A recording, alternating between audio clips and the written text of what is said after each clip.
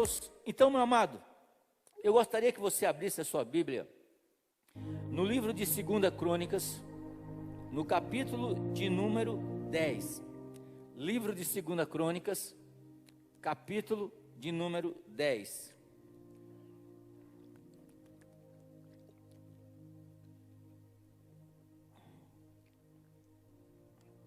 Diz o seguinte: foi Roboão a Siquém, porque todo Israel se reuniu lá para o fazer rei. E tendo Jeroboão, filho de Nebate, ouvido isso, pois estava no Egito, para onde fugira da presença do Senhor, voltou ao Egito. E mandaram chamá-lo. E veio ele com todo Israel a Roboão, e lhe falaram: teu pai fez pesado o nosso jugo. Agora, pois, alivia tu a dura servidão do teu pai e o seu pesado jugo que nos impôs, e nós te serviremos. E ele lhe respondeu: após 3 dias, voltai a mim. E o povo se foi. Tomou Roboão conselho com homens idosos que estiveram na presença de Salomão. Presta atenção. Tomou o rei Roboão conselho com homens idosos que estiveram na presença de Salomão, seu pai, quando ele estava vivo. E perguntou: como aconselhais que responda a este povo? E eles responderam: se fizeres bens para com eles, e lhes agradares, e lhes falares palavras boas, eles se farão teus servos para sempre.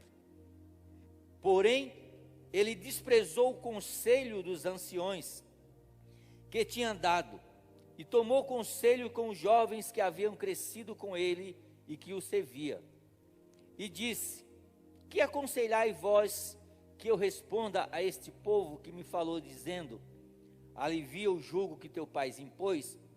E os jovens que haviam crescido com eles disseram: assim falarás ao povo que te disser: teu pai fez pesado o nosso jugo, mas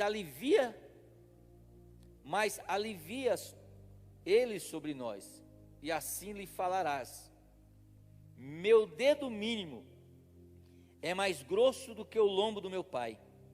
E assim que, se o meu pai vos impôs jugo pesado, eu vos aumentarei esse jugo.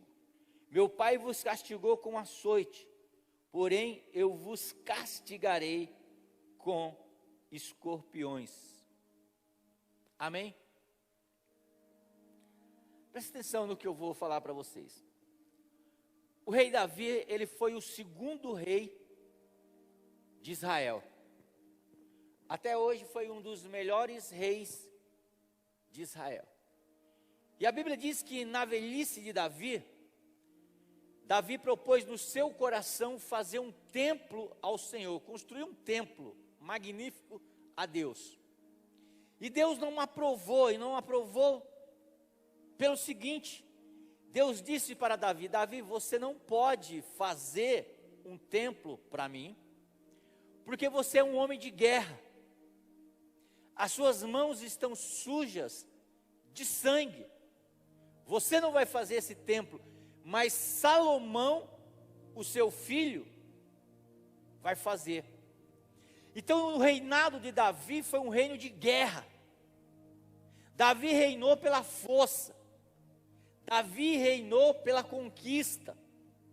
E aí quando Davi morre, Salomão assume o reinado. E a palavra de Deus, ela diz, e todos nós conhecemos essa história, que Deus apareceu em sonho a Salomão e perguntou para Salomão: faz um pedido. Você tem direito de fazer um pedido para mim. E a Bíblia diz que se fosse eu e você, o que você pediria? Pensa aí. Deus está dizendo, olha, você pode fazer um pedido. Aqueles que estão com a conta atrasada ia dizer assim, eu quero muito dinheiro. Aqueles que estão com bronca de alguém ia falar, Deus, dá um infarto naquela pessoa lá. Irmão, todo mundo ri, né? Mas, bom, Salomão diz o seguinte, Senhor, eu quero sabedoria. Sabedoria. O reinado de Salomão não foi um reinado de guerra. Salomão reinou através da política, através da conversa, através dos acordos. E Salomão tinha um grupo de homens, de conselheiros, que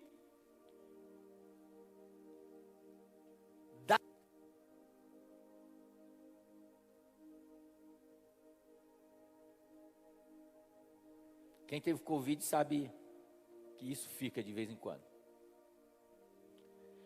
Salomão tinha um grupo de pessoas que quando ele ia tomar uma decisão, ele se aconselhava com essas pessoas.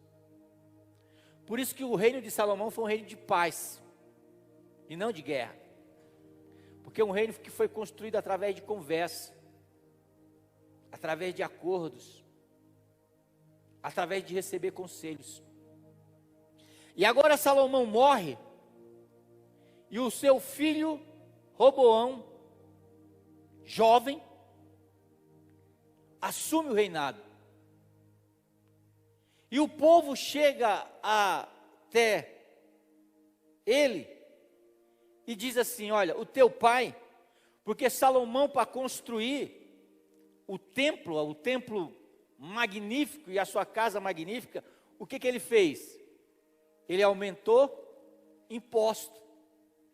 Então você acha que esse negócio de aumentar imposto é só da nossa época atual?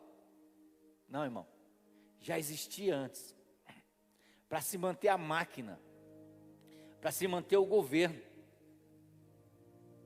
É igual hoje, você passa no mercado, você não sabe se você compra 1 litro de leite, 3 litros de leite, ou você passa na fazenda e compra uma vaca. Tudo caro. E Salomão aumentava os impostos.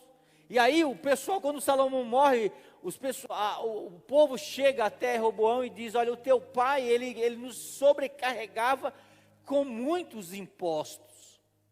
Então se você diminuir os impostos, eu voto em você. Está entendendo? Se você diminuir, se você fizer a minha vida ficar um pouco mais fácil, eu voto em você. A gente está contigo, Roboão. Ele diz o seguinte, olha, vocês vão e voltem daqui a 3 dias. Aí ele chama os conselheiros, os anciões, seriam aquelas pessoas mais velhas que aconselhavam Salomão. E aí ele expõe aquilo que o povo estava falando. Sabe o que os anciões dizem? O pessoal mais velho diz o seguinte, olha, realmente Salomão exagerava nos impostos. Se você conseguir diminuir o ICMS lá na distribuidora, tá, viu? A irmã falou, fala. Escute isso aí. Se você lá na distribuidora, vai aliviar o peso de cima da nossa vida. E aí o povo vai te amar. Vai ou não vai? Vai te amar. Se você fizer um jeito da gasolina baixar, do leite baixar, da carne baixar, da gente ter pelo menos o básico, o povo vai te amar.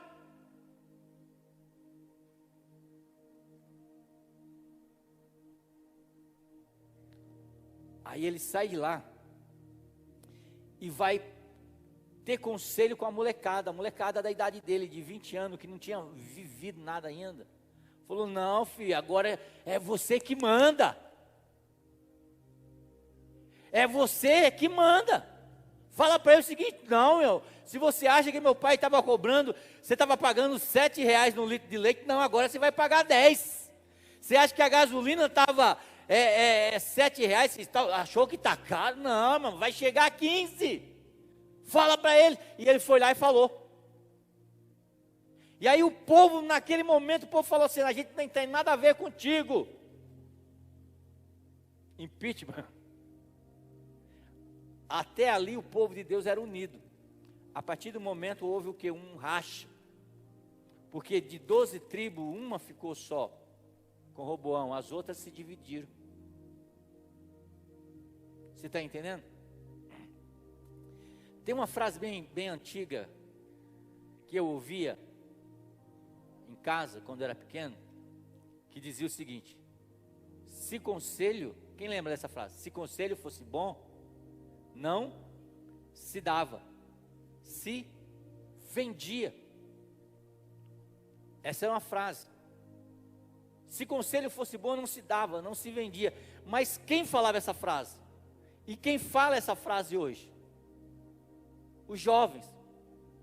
Não, eles, não, o senhor nunca viu falar. Lógico que vocês não falam do jeito que eu estou falando. Vocês falam na maneira de vocês ouvirem e fazerem tudo diferente daquilo que a gente fala para você fazer. Vocês não falam assim, esse conselho não é bom, porque se fosse bom você não me dava, você vendia. Não, vocês falam isso, só que não falam com palavras, porque o corpo comunica também, as nossas atitudes comunicam também, aquilo que eu faço comunica aquilo que eu quero falar, aquilo que está dentro do meu coração.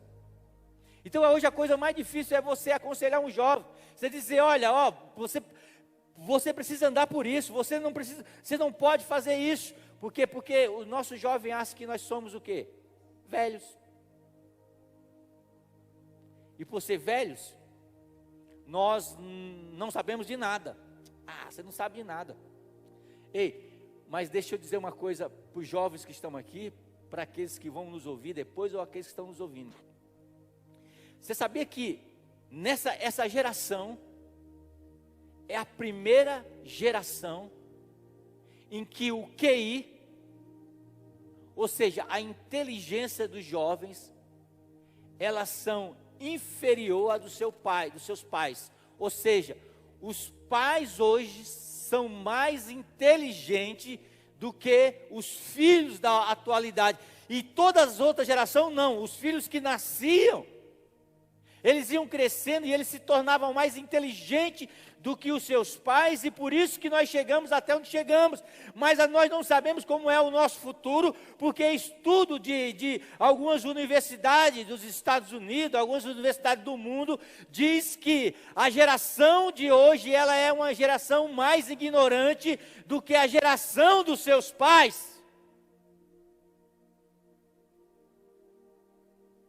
Porque a comunicação, a rede social, a tecnologia, que era para fazer os nossos jovens serem mais inteligentes do que nós, estão tornando eles mais burros do que nós. Então, você que é mais velho do que eu, né?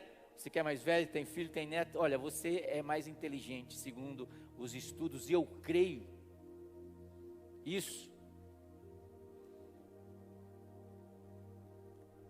Eu não sei, tem alguns jovens aqui, não vou pedir para levantar a mão, mas pode me encarar, estou te vendo. Eu quero que você entre lá para mim, lá ali, vou abrir o computador e vou pedir para vocês fazerem, os jovens aqui, adolescentes. Eu quero que vocês façam ali, usem uma planilha de Excel. Vocês não sabem. Tirem, dê um notebook novo para o seu filho, tire a internet dele e ele não vai saber fazer mais nada com aquilo. Estou mentindo, sim ou não? Hã? É ou não é, Robson? Você que tira. Por quê? Porque a geração hoje é a geração que ela acha que ela sabe tudo. Então, se você tirar a internet deles, ele não sabe o que fazer com o celular. Pode dar um celular de 12 mil reais, tire a internet dele e ele não sabe o que fazer com aquilo. Você sabia, jovem e adolescente, que o celular ele também liga?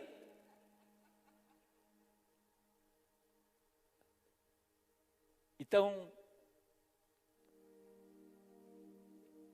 na minha época se dizia o seguinte: se conselho fosse bom, não se dava, se vendia. E Provérbios 19, 20 diz o seguinte: 19, 20 e 21. Eu quero ler na versão NVT, nova tradução na linguagem de hoje. Diz o seguinte: obtenha todo o conselho e instrução que puder, e você será sábio para o resto da vida. Pessoas como eu, cinquentão, eles não são mais burros do que eles têm, porque o que traz a sabedoria ou melhor, o que traz o conhecimento é a sabedoria do tempo, a vida. O melhor professor é a vida. Por isso que as pessoas que são mais velhas que você, elas estão habilitadas a te aconselhar. Por quê? Porque elas estudaram na melhor escola que existe em todo o planeta Terra, a vida. E não existe, aprenda uma coisa, eu estava conversando com a Suelen sexta-feira, estava indo para casa, conversando com ela, e dizendo, não existe, ela disse que o professor, ela tirou uma onda, ela falou assim, que o professor dela criticou o jeito de avaliar, que ele não concordava com a história de aplicar provas, né? E aí depois que ele fez isso, ele aplicou uma prova, ela falou que foi irônico, né? E eu falei assim, eu sempre falei para você que eu também não concordo com essa história de você avaliar alguém aplicando uma prova escrita, uma prova. Por quê? E aí eu falei, por exemplo, eu aqui,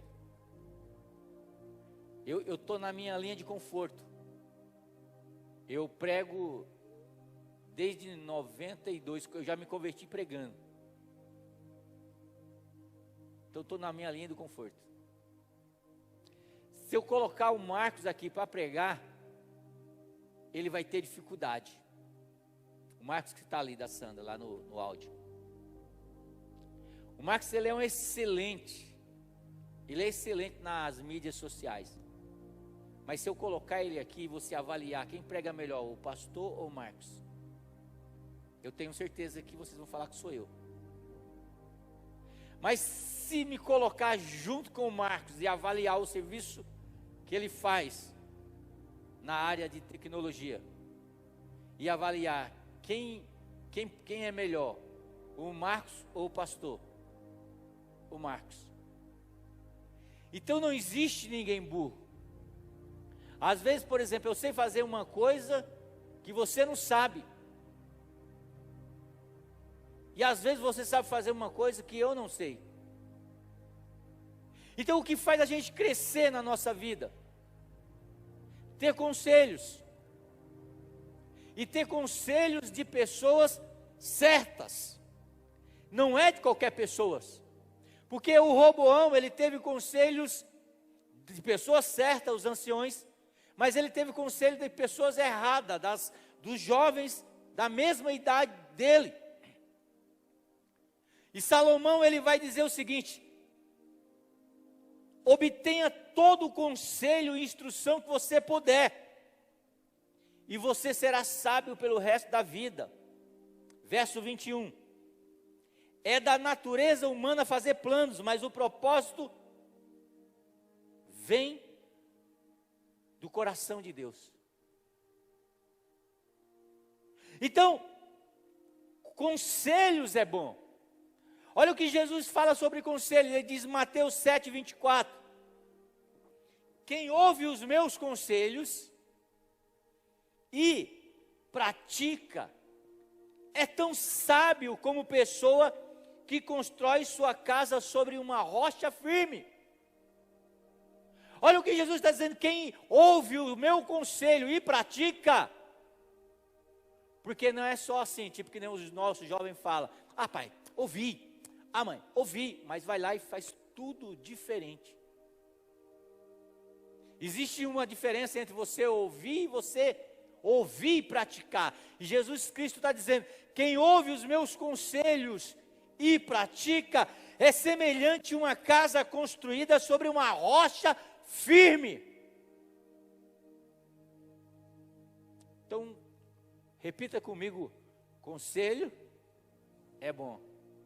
E deixa eu falar uma coisa para você, aproveitando aqui, abrindo o gancho. Não é só jovem que precisa ouvir conselho. Nós também precisamos ouvir conselhos. Eu já teria feito muita besteira se eu não tivesse ouvido o conselho de algumas pessoas. Pastora Lucivana já evitou aqui de eu mandar metade da igreja, de brigar com metade da igreja. Às vezes eu quero falar alguma coisa, mas só que antes de falar, eu vou lá e ligo para alguém. Pastor, faz isso não. Conselhos te levam a lugares maiores. Então, nessa manhã, eu quero falar sobre conselhos de Deus para a nossa vida. Conselhos de Salomão para a minha e para a sua vida. Eu não pretendo esgotar isso aqui, de maneira nenhuma. Você quer ler um livro sobre vida? Lê Provérbios e Eclesiastes. Você vai aprender muito sobre a vida. Mas eu quero, baseado no livro de Provérbios, nas palavras de Salomão, que foi o homem mais sábio dessa terra, dar alguns conselhos que já dei para mim e quero dar para você. Primeiro conselho: confie em Deus. Parece que, pastor, mas isso eu já sei. Olha o que é que Salomão ele vai dizer em Provérbios 3 e o verso 5. Confie no Senhor de todo o coração. Não dependa do seu próprio entendimento. Busque a vontade dEle em tudo o que você fizer, e Ele lhe mostrará o caminho que deve seguir. Olha o que Salomão está dizendo: confie em Deus de todo o coração. Você colocar toda a sua alma, você confiar realmente na palavra de Deus, realmente naquilo que Deus quer falar para você. Você confiar naquilo que está escrito na palavra de Deus. É de todo o coração, irmão. É confiar que Deus está contigo, como Ele prometeu: não te desampararei e não te deixarei. Assim como fui com Moisés, eu serei contigo. Aonde você pisar a planta dos teus pés, eu terei contigo. Então a gente só anda nas adversidades da vida, nas tribulações da vida, quando a gente confia em Deus plenamente.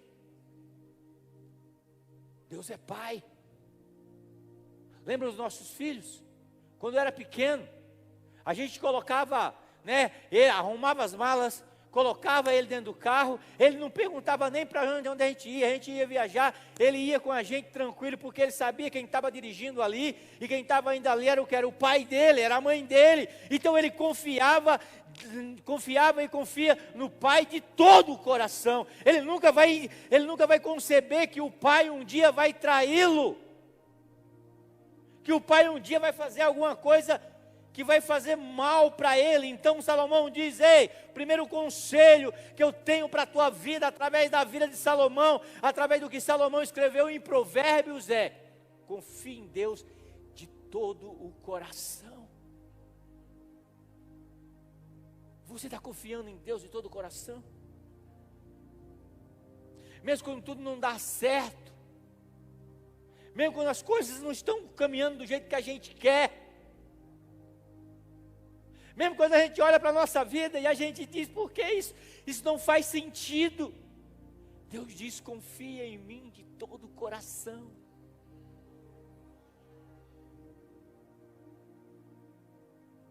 Não dependa do seu próprio entendimento. As maiores enrascadas da nossa vida, nós entramos nela, porque nós tentamos resolver com o nosso próprio entendimento. Sabe, meu irmão, e a gente só vê a nossa visão, ela tem um grau. Eu não consigo enxergar ali para trás, eu só consigo enxergar essa visão aqui, ó. Diz que a coruja, ela enxerga melhor do que a gente, ela tem uma dimensão de enxergar melhor do que a gente enxerga, e a gente pensa que enxerga tudo, mas Deus, Ele enxerga tudo, e é por isso que a palavra de Deus, ela diz: confie nele de todo o coração, e não se estribe no seu próprio entendimento.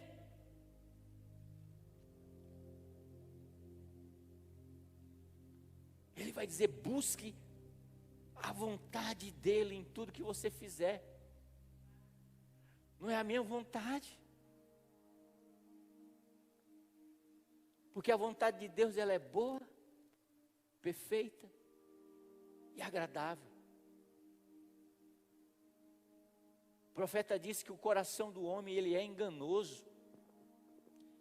Lá no inferno, alguém disse que vai ter muitas pessoas que tiveram boas intenções.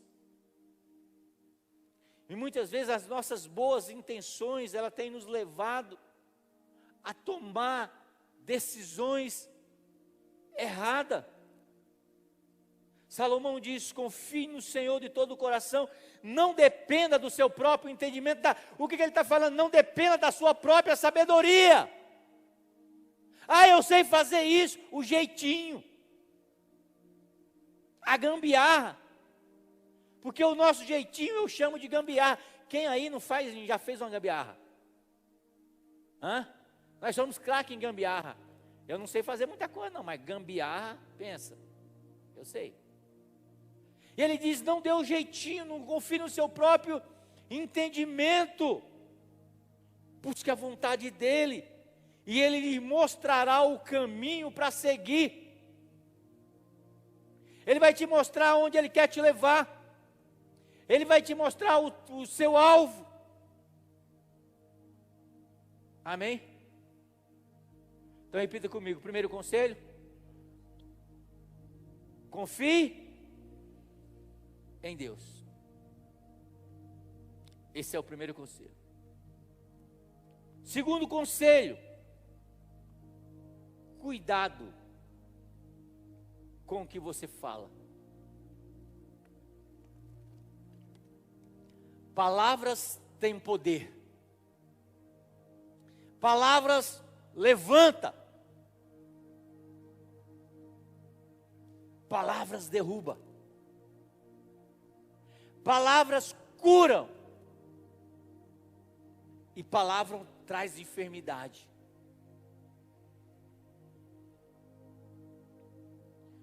Por isso que Jesus Cristo disse que toda palavra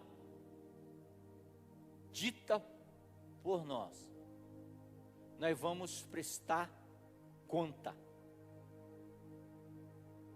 Vamos prestar conta. Olha o que Salomão vai escrever. Quem controla a língua terá vida longa. Quem fala demais, a minha avó dizia, dá bom dia a cavalo.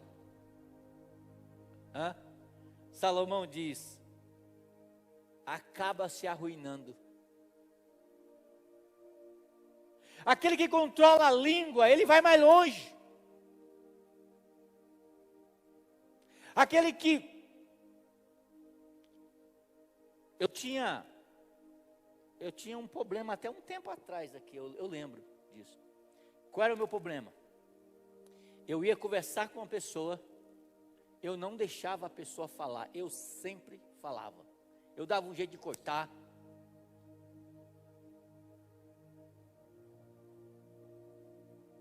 E eu aprendi que a sabedoria, ela não está em não falar demais. A sabedoria está em ouvir.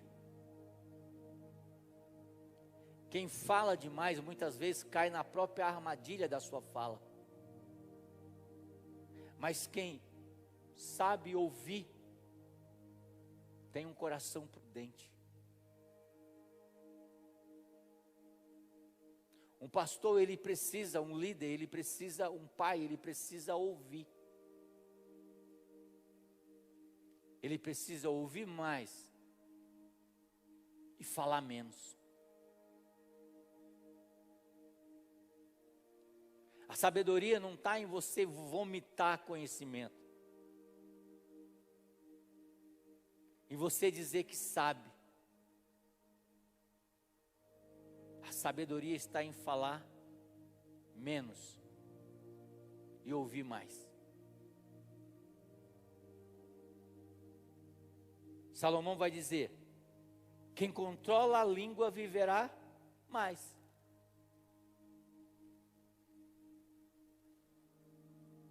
Quem fala demais, acaba arruinado. A Bíblia vai dizer o seguinte, que a fala, você falar precipitadamente, na época, a arma mais potente era o arco e flecha.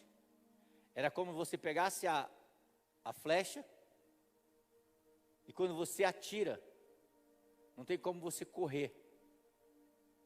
Mas é como um projeto de um revólver, ou para aqueles que, uma bala. Depois que você aperta o gatilho, que a bala sai, o estrago já vai estar feito, não tem como voltar mais atrás.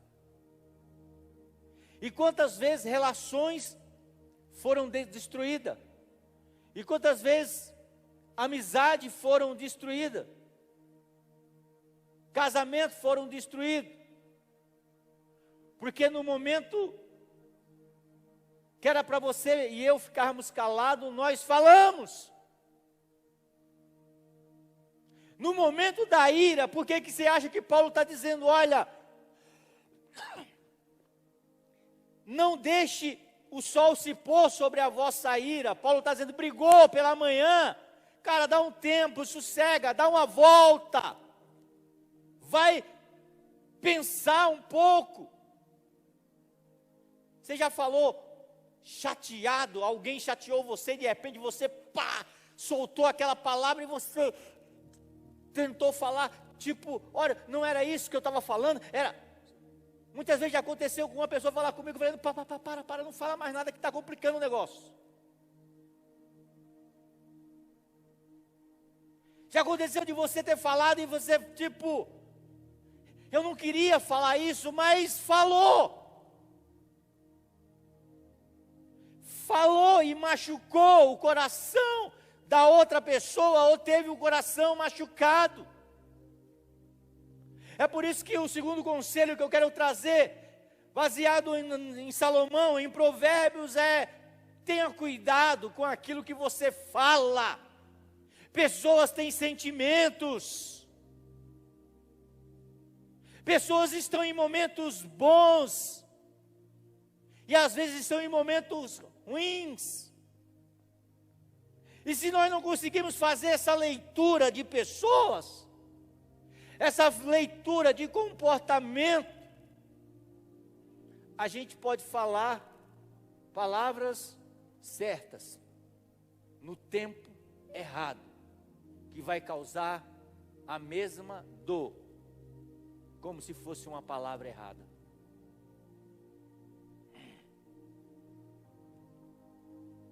Salomão vai dizer o seguinte, que como uma maçã de ouro em uma bandeja de prata é uma palavra dita no seu tempo certo.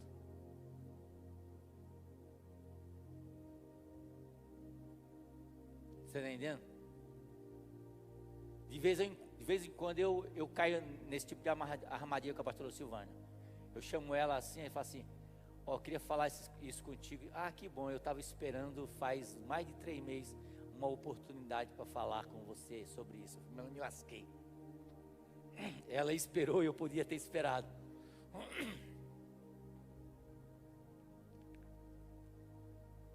Então, amado, cuidado com o que você fala.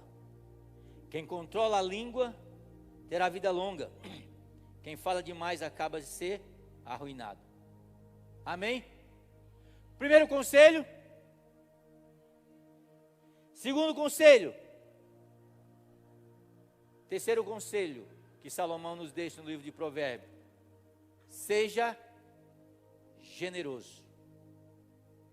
Provérbios 11, 25 diz: o generoso prospera, quem revigora outro será revigorado. Seja generoso. Seja generoso nas palavras de carinho que você tem para dar para outra pessoa. Generosidade é algo que a gente não deve economizar. Repita comigo: generosidade é algo que não se deve economizar. Se você tem alguém que ama, irmão, fala para essa pessoa todo dia: eu te amo, eu te amo, eu te amo. Mostra que ama. Usa palavras bonitas. Seja generoso. Se você vai abençoar alguém, irmão, seja generoso. Vai ofertar na casa do Senhor, ô irmão, para de miséria. Seja generoso.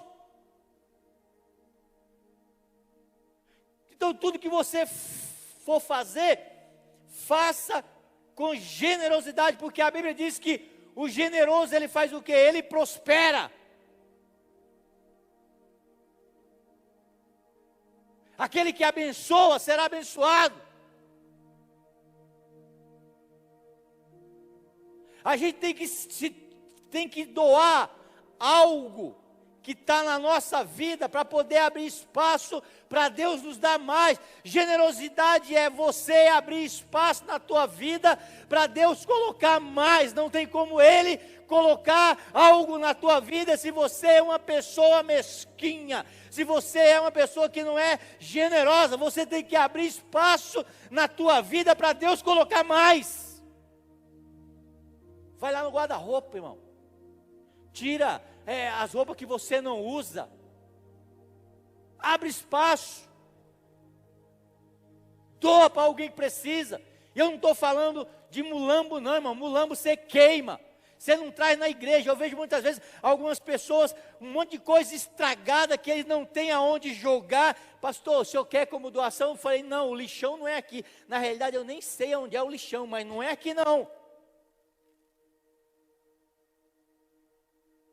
Porque a gente tem que doar o que presta. A gente tem que doar algo que faz um buracão bem grandão na nossa vida, para que quando Deus derramar na nossa vida, seja aquilo que a palavra de Deus diz: bênção abundante, sem medida, tenha local para cair.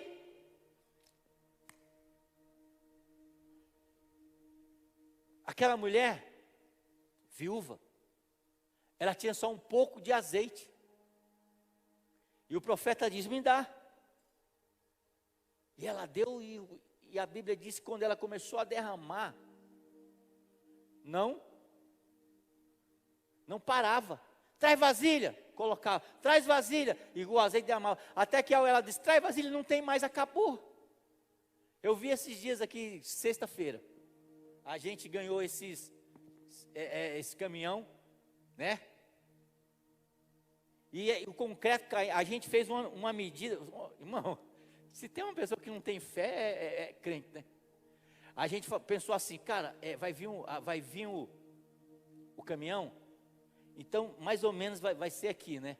Né, também a gente fez a cor, mais ou menos vai ser isso aqui, ó, que vai dar de concreto. Aí a gente molhou, aí o caminhão veio, aí começou, aquele concretão lá, e a gente, pá, e começou quase a metade do estacionamento, e não parava, cara, e o pessoal ficava assim, e não vai parar mais, tá igual, eu falei, é benção sem medida, e não vai parar mais, e, cara, parece que lá no fundo a gente era tipo, para esse negócio aí, porque não parava mais,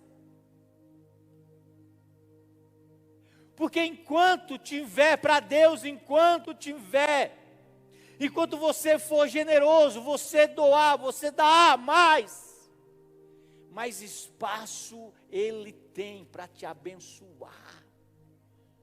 Então se você vai se é dizimista nesta igreja, quando você for dar o dízimo, separa também uma oferta boa, porque Deus, Ele quer te dar mais. Isso se chama generosidade. Se você fala para alguém que você gosta de alguém, mostra para essa pessoa que você gosta dela, abraça ela, fala para ela que ama.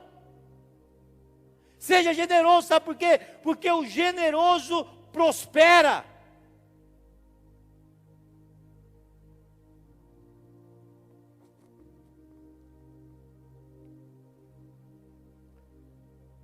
Amém.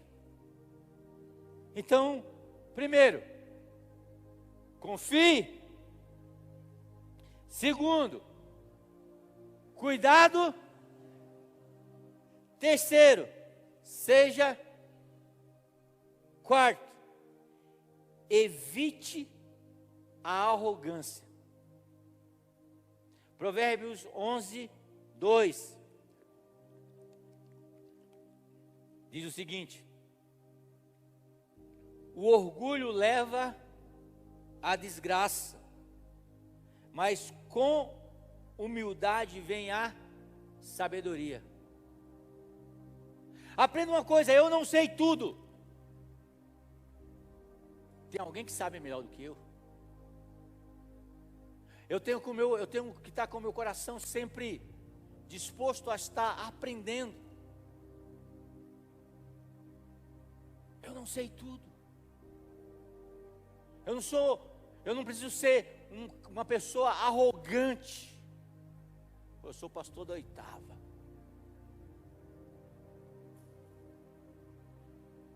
Irmão, você não viu o seu pastor da 8ª?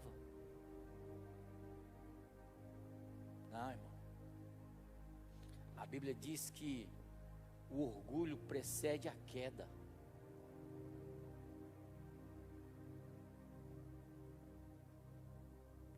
A maioria das pessoas que me conhecem, esses dias eu fui numa loja de perfume comprar um perfume para minha esposa, e eu conversei quase 1 hora com as pessoas lá. E depois de 1 hora que entrou uma conversa lá, que eles descobriram que eu era pastor da 8ª. Mas você é pastor da 8ª? Eu sou. Mas você não parece? Eu falei, eu sou igual de Denorex. Quem riu, né, entregou a idade. Então, amado, deixe de ser orgulhoso, arrogante. Alguém que quer ser melhor do que os outros. No final de tudo isso, irmão, todo mundo vai levar terra na cara. É ou não é? Então eu não sou melhor do que ninguém. No final de tudo, irmão, é 7 palmos. É um lugar para que todo mundo vai. Eu nunca vi um rico levar a sua Porsche, a sua BMW dentro do caixão. Nunca vi, olha que eu já fiz vários enterros, nunca vi uma mulher levar toda a sua vaidade dentro do caixão. Então orgulho para quê? Se nem aquele que era para ter sido orgulhoso, ele veio na terra como mais humilde entre os seres. Estou falando do nosso Pai, eu estou falando de Jesus Cristo. Nasceu numa manjedoura, num estábulo, num lugar onde só tinha animal. Escolheu a profissão mais simples e humilde que existia na época, era carpinteiro. Não tinha um lugar, segundo ele mesmo disse, dele mesmo, para dizer: esta é a minha mansão, é o lugar onde eu volto para descansar. Ele diz: olha, os lobos têm os seus convis, mas o Filho do Homem não tem nem onde colocar a sua cabeça, reclinar a sua cabeça. Ao mesmo tempo dele não ter nada, ele tinha tudo, porque tudo era dele. Filipenses diz: ele sendo Deus, não teve por soberba, usurpação e ser igual a Deus, mas ele se esvaziou, se tornando em forma de servo, de humilde, e por isso Deus o exaltou e lhe deu um nome que está acima de todo nome, que é o nome de Jesus. Se dobre todos os joelhos nos céus e na terra. Você quer ser exaltado, irmão? Não seja orgulhoso, não seja arrogante. Amém? Quinto conselho de Salomão para nossas vidas: valorize o ensino. Provérbios 13 diz: quem despreza o bom conselho se envolve em dificuldade. Quem respeita o mandamento será bem-sucedido. Então, amado, valorize o aprendizado. Saiba que a nossa vida é uma vida de aprendizado. Eu nunca sei tudo. Eu nunca vou saber tudo. Eu vou estar sempre aprendendo. Pastor, você vai ler João 3,16? Pois é, vou. Fala nisso, o que é que está escrito em João 3,16, fora os pastores? Que eu nem lembro mais. Hã?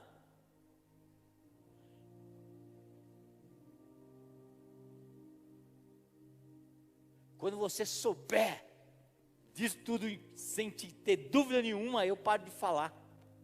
Porque Deus amou o mundo de tal maneira que deu o seu Filho unigênito para todos aqueles que nele crê, não pereça, mas tenha vida eterna. Valorize o aprendizado. Saiba que Deus quer te ensinar todas as coisas, todo dia, a mesma coisa, de uma maneira diferente, porque a palavra de Deus, ela não é estática, é uma palavra que se move, é uma palavra que se renova todo dia. Então todo dia esteja aprendendo de Deus, esteja aprendendo coisas novas. Quem não aprende, irmão, fica para trás. Você sabe a minha primeira profissão? Torneiro mecânico. Fiz um curso lá no Senai. Quem sabe o que é um torneiro mecânico? Comecei a trabalhar naqueles, pegava as barras de ferro, colocava no torno, pegava o paquímetro, o multímetro ia medindo o negócio lá, pá, e transformava aquilo numa peça. E agora eu sou torneiro mecânico. Em menos de um ano entrou uma maquininha chamada torno CNC. Ali já mandou embora umas pá. Depois do torno CNC já mudou E já deve ter mudado muito lá, que vocês pegam, joga a barra lá e já sai um carro montado. E aí quem não se atualiza, quem não aprende, fica para trás. Ah, pastor, eu não quero ganhar, eu ganho tão pouco, sabe? Eu ganho, né, eu lembro de uma história de um rapaz reclamando porque estava sendo... Ah, mas eu vou ganhar um salário para lavar alface aqui, ser ajudante de cozinha. Aí perguntei, você faz alguma coisa a mais? Não. Eu falei, então, ajudante de cozinha, tá bom. Porque você não pensa em crescer. Você chega em casa e tal, coloca o pé sobre a mesa, liga a TV e vai. Não, você precisa estar sempre evoluindo. Você precisa estar sempre crescendo. Quantos livros você leu esse mês? Hã? Quantos livros você leu no ano passado? Livro, pastor, o que é isso?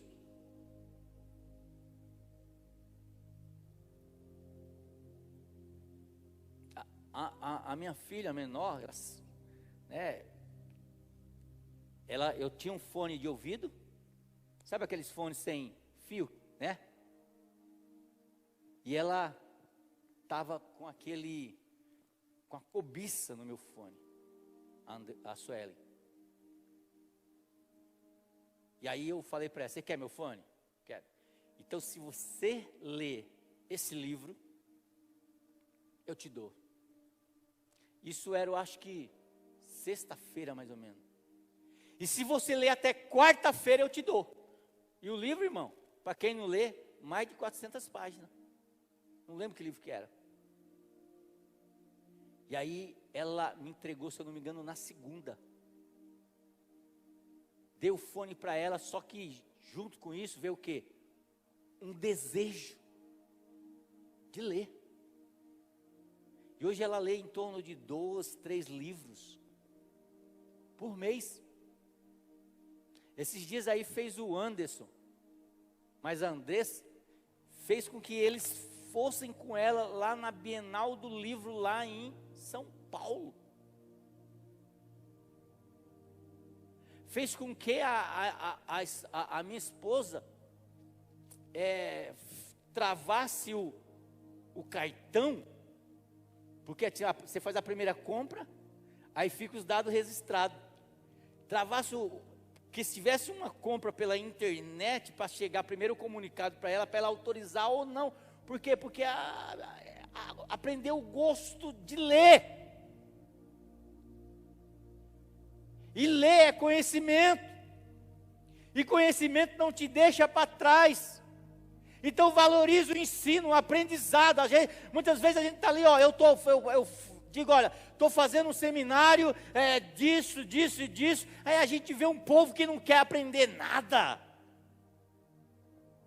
Você está trazendo ali, cara, 20, 30 anos de conhecimento que você aprendeu durante todos os anos da sua vida, se esforçando. A pessoa não quer ficar ali 2 horas, não quer vir na igreja 2 horas, não quer participar online ali por 2 horas, e ele quer que a vida dele muda. E nada muda se nós não mudarmos. A mudança começa primeiro dentro de nós, ela passa pela nossa mente. Existe uma ponte quase que não se dá para passar, que é a ponte entre o querer e o realizar. Querer todo mundo quer, mas atravessar essa ponte, poucos querem.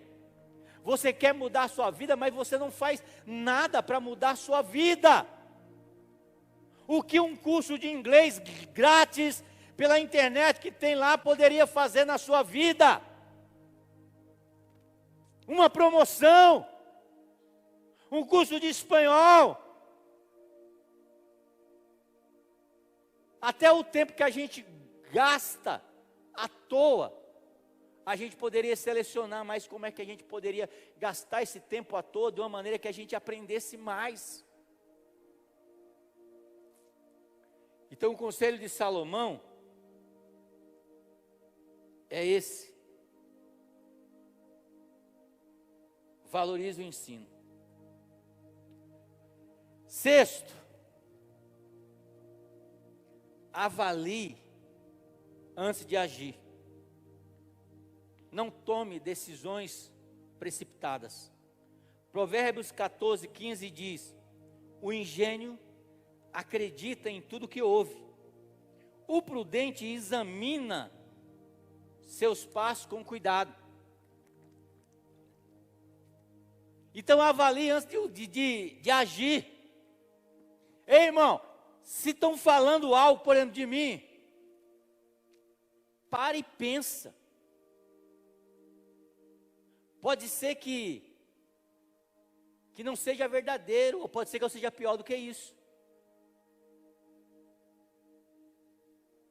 Não haja por emoções. Eu lembro que uma vez eu fui atender uma esposa, e ela carcou, mas ela falou tanto, falou do marido dela, sabe? Quando ela terminou ali naquelas 2 horas de atendimento, a vontade que eu tinha, se eu visse aquele homem na minha frente, eu ia bater nele. Eu fiquei com tanta raiva do que ela falou, do que ele estava aprontando, que eu ia bater nele.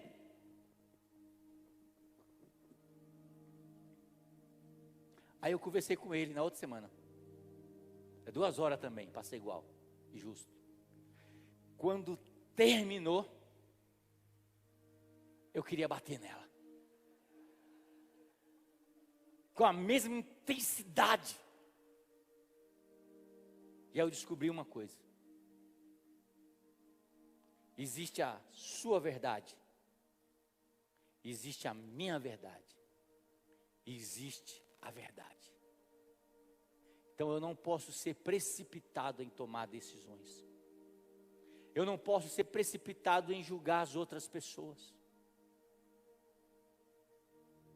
E quantas vezes a gente é precipitado? Alguém fala, pô, aquele pastor da 8ª igreja é chato. Aí você já entra aqui armado. Não vou lá não, porque ele é chato.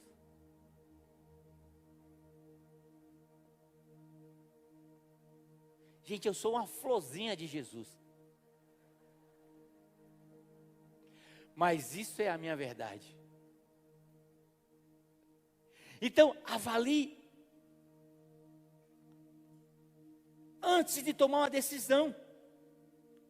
Você não é pessoa ingênua. O ingênuo acredita em tudo o que se fala de outra pessoa. Ele não filtra. Ele não vai lá e pensa, pô, será que essa pessoa é desse jeito? Ele não vai investigar. Então avalie a situação. Nem tudo é aquilo que está na nossa vista. A gente precisa pensar, avaliar, para depois a gente tomar as nossas decisões. São conselhos para a vida, irmão. E eu não estou falando para a sua cabeça, eu estou falando, sabe, se você não lembrar de nada, lembra pelo menos dos tópicos desses conselhos e começa a praticar.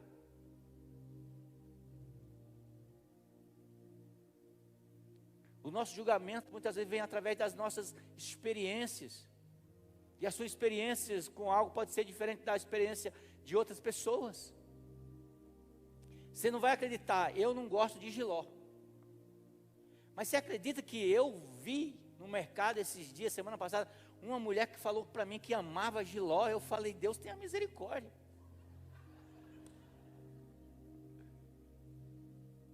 Você entendeu, meu amado? Porque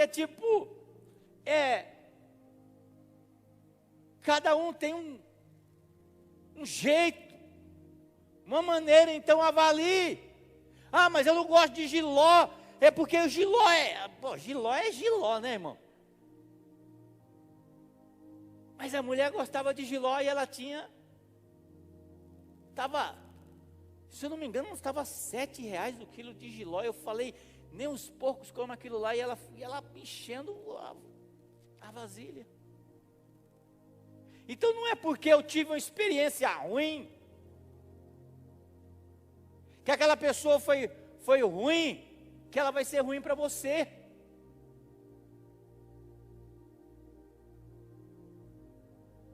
Nem tudo que se diz é a verdade verdadeira, talvez seja a verdade só que aquela pessoa está achando que é. Mas existem 3 tipos de verdade: a minha verdade, a sua verdade e a verdade da palavra de Deus.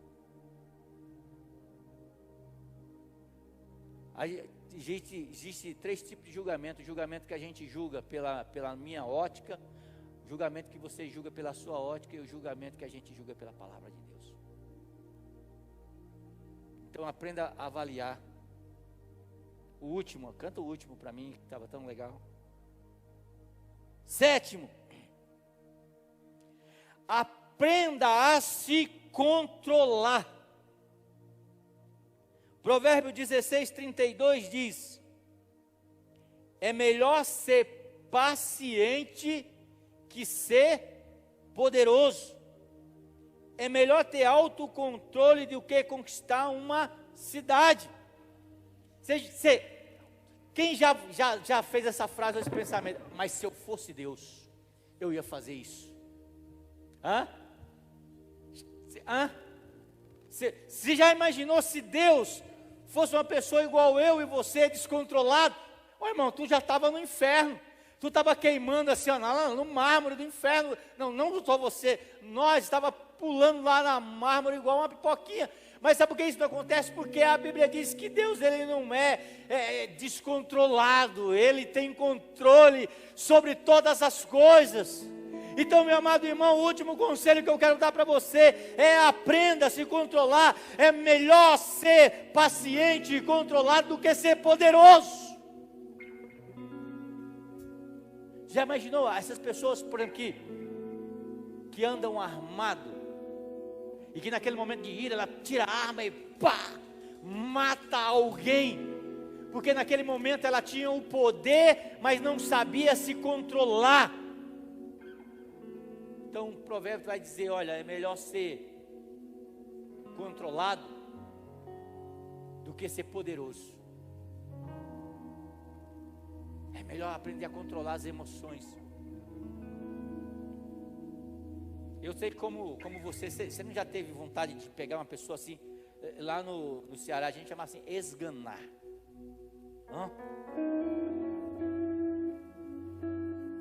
Às vezes já teve pessoa assim que eu tive vontade de fazer igual um frango. A minha tia, onde eu morava, domingo era dia de comer frango. E ela tinha uma habilidade, ela era uma serial killer, uma assassina de frango. Ela pegava o frango e ela fazia tlec, o bichinho, pô. Mas com uma simplicidade tão grande. E aí, tipo, ela estava apressada e pediu para mim um dia: Sandro, mata o frango para mim. Aí eu peguei o frango, puxei, pá, o frango saiu dando risada na minha cara. Aí eu peguei de novo, puxei, e o frango deu risada na minha cara, saiu. Aí eu fiquei com tanta raiva que eu peguei o pescoço dele e enrolei assim, eu puxei. Os defensores do animal naquele tempo matavam frango desse jeito. Faz tempo. Meu pecado já prescreveu. Aí eu fiquei com a cabeça do frango aqui, junto com o negócio pendurado. Soltei o frango com o pescocinho assim, e ele saiu assim com o pescoço jogando sangue para tudo que é lado, até morrer.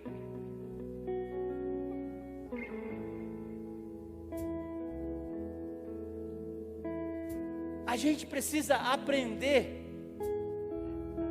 a se controlar. Tem pessoas que você quer esganar. Tem ou não tem? Eu sei que tem pessoas que querem me esganar. Mas a Bíblia diz: olha, é melhor ser controlado do que ser poderoso. Seja igual a Deus, tenha misericórdia. Tenha misericórdia. Porque é isso que Deus quer que eu e você tenhamos. Você pode ficar de pé? Repita comigo. Primeiro conselho: confie em Deus. Segundo conselho: cuidado com o que você fala. Terceiro, seja generoso. Quarto, evite arrogância. 5, valorize o ensino. 6, avalie, pense antes de agir. E 7, aprenda a se controlar. Aleluia! Glória a Deus! Feche teus olhos, comece a falar com Ele neste momento.